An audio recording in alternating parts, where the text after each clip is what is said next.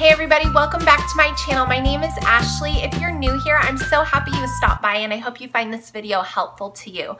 Today's video topic is going to be on the topic of emotional eating. And as a personal trainer, but also as a woman and a mom who has struggled with this and walked through a journey of my own, but also seen many other women face this and work against it, I wanted to share with you a little bit about some tips to combat that and really maybe help you define if you have an emotional eating problem. So first, and if you see me looking down, I have some notes down below. So the first thing I want you to know, if you're watching this and you're thinking, well, maybe I do have an emotional eating problem, the first thing you need to do if you're thinking that is kind of assess yourself. So these are all my own opinion. I have not Googled this and taken some other counselor or nutritionist information. This is all just straight out of here to you guys. So to define yourself, if you are an emotional eater, I think you need to look at a couple things. The first thing you need to look at is, number one, when you get stressed out, do you find food or drink comforting to you? So if you have a rough day with your kids, do you turn to a glass of wine at night to help you decompress often? Not just one or two times, but like all the time.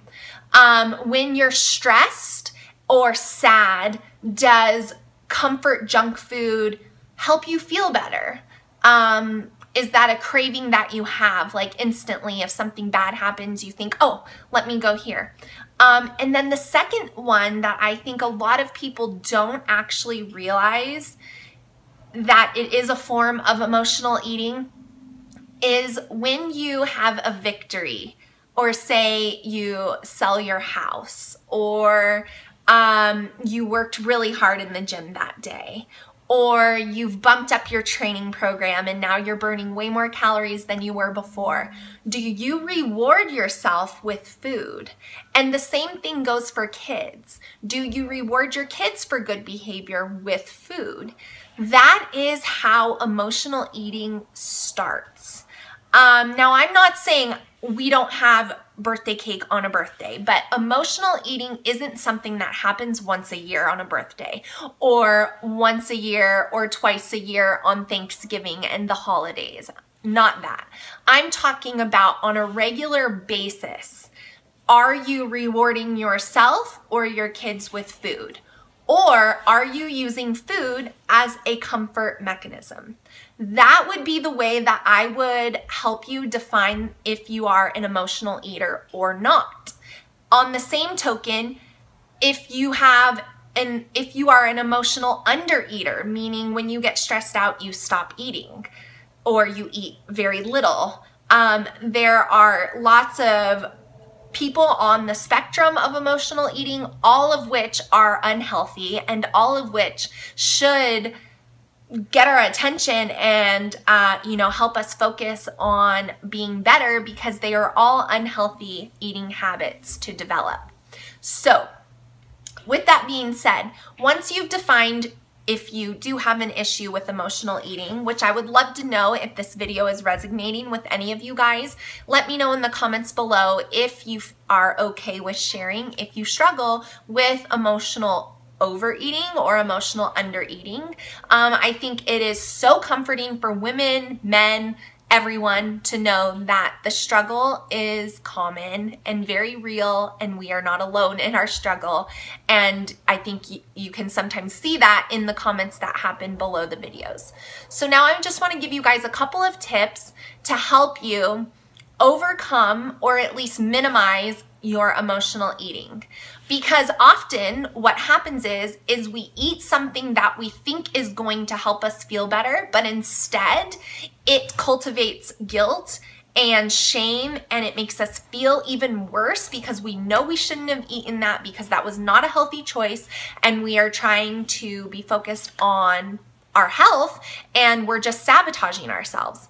So the first thing you should do if you're trying to overcome emotional eating is just be aware of it. Like if you know that you've had a really stressful day, just be aware that you're probably going to feel triggered and you're probably going to feel cravings, and do your best to withstand those cravings. You guys don't have to give in to every craving that comes across your body. Your body will crave a lot of things that are not good for it, and you don't have to give it every time. But now you're thinking, okay, well, if I ignore it, then how am I going to feel better? Well, over time, you'll just start to cope differently. And that is going to lead me into my second point. When you have a craving or an intense emotional reaction that food has been your comfort for a long time, you're not just going to be able to just be like, oh, I'm not doing that anymore. It's going to take practice. It's going to take self-discipline. But one thing that you should do is replace it. So replace it with taking a bath. Replace it with drinking some tea, hot tea.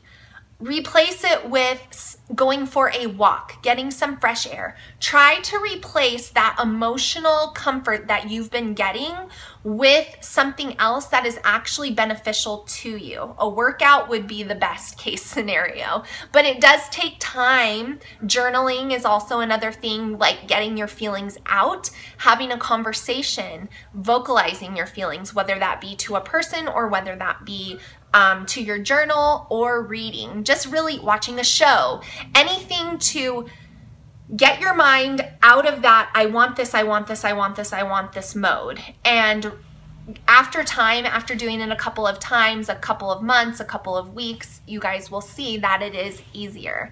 The second thing, which is way more difficult than it is, so much easier to just say it than it is to do it, but it really, to have long-term change and to overcome emotional eating, you really have to identify what is causing you to feel triggered to emotionally eat. Maybe it's just a bad habit. Maybe you've just picked up a bad habit and it's not something that is from a deep trauma or a deep wound that you have as a person.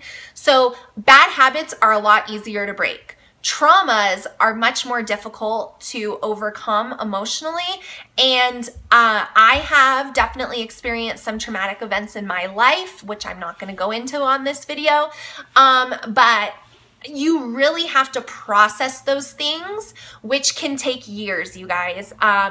But just remaining in that unhealthy mindset and coping with food is only going to make the problem worse, and it's going to just keep manifesting itself in other things eventually until you really are forced to deal with it. So I would encourage you, if you are emotionally eating because of a deep trauma that you have or a very difficult issue, talk to someone, seek help. If you're not into professional help or you don't have that option, get a book. I mean, there's tons of information about this, but just don't sit there knowing that you have this really awful habit and just allow it to keep going. I found my healing through finding Jesus, and that is just my story, and I recognize that for everyone that might not be the case. But just sitting there masking the emotions with food is just gonna make the problem worse. So my second tip is to seek help if you need help. And my third tip to overcome emotional eating is to seek accountability. Tell someone that you are struggling with this and let them in. Let a trusted confidant, like a confidant in your life, know that you are really struggling with this. Let them help you stay accountable.